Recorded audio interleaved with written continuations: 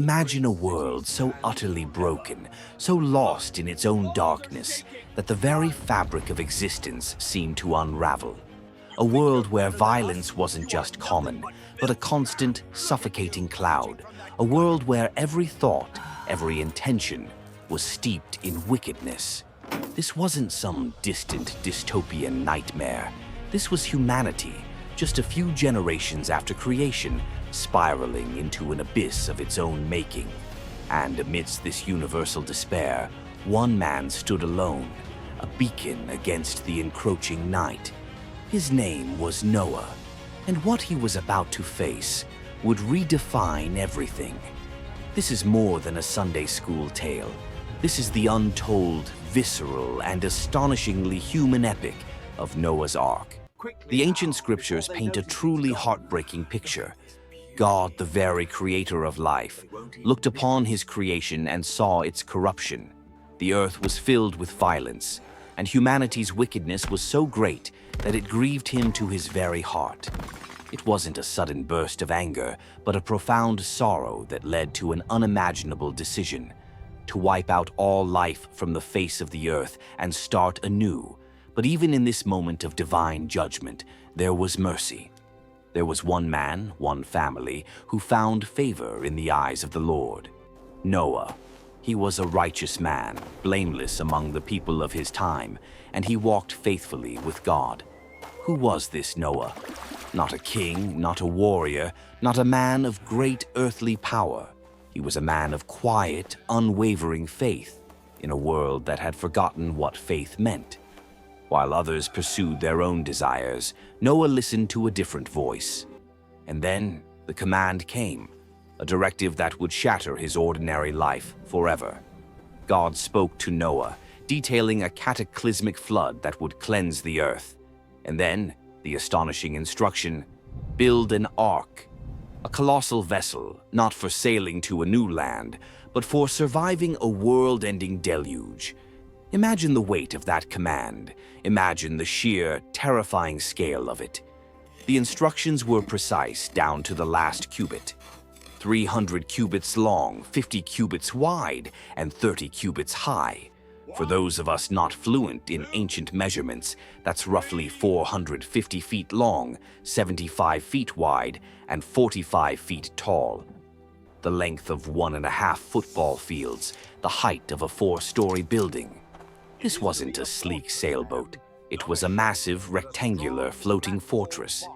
It was to be made of gopher wood, with rooms inside, 3 decks, and covered inside and out, with pitch for waterproofing.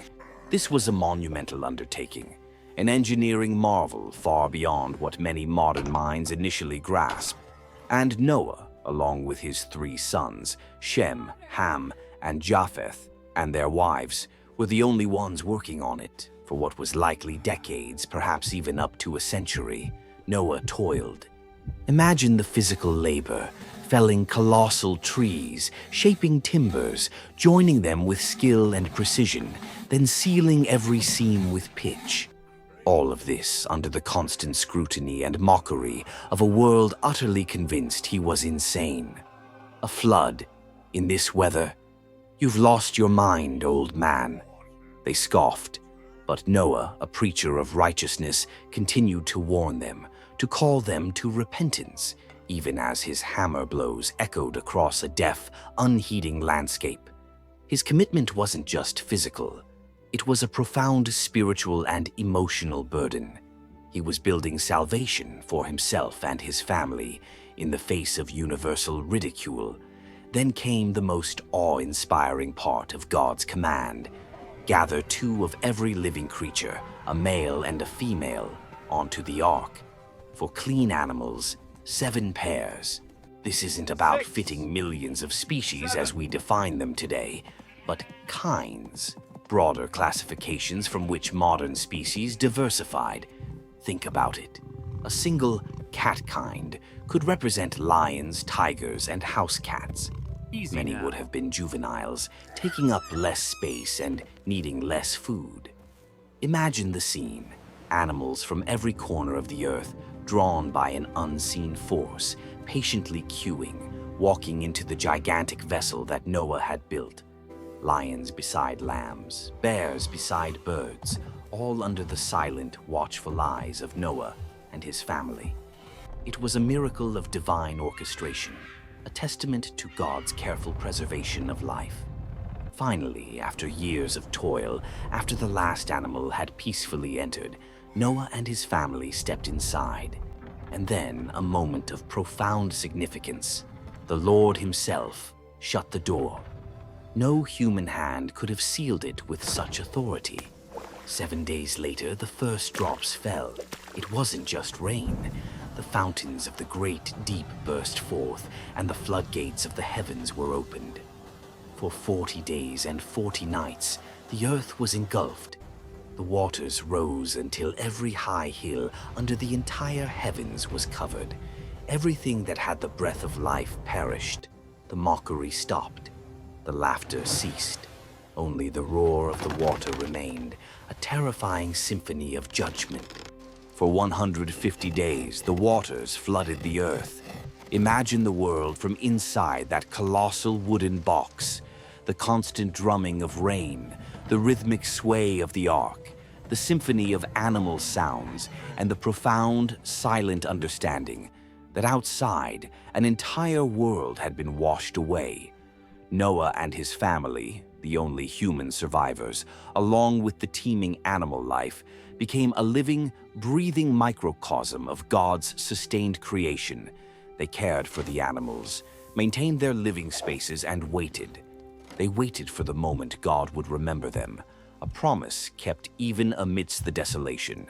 And he did. God sent a wind to blow over the earth, and the waters began to recede. The ark eventually came to rest on the mountains of Ararat still.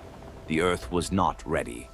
Noah waited 40 days, then sent out a raven, which flew back and forth until the waters had dried.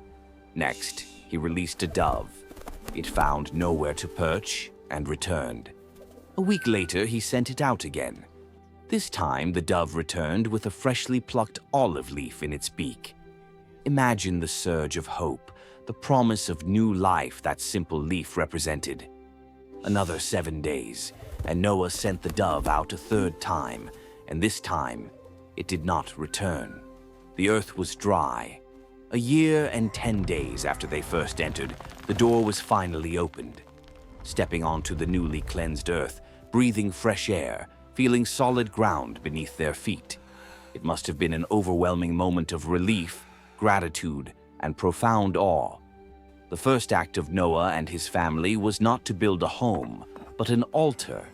They offered sacrifices of thanksgiving to God, acknowledging his deliverance and sovereignty.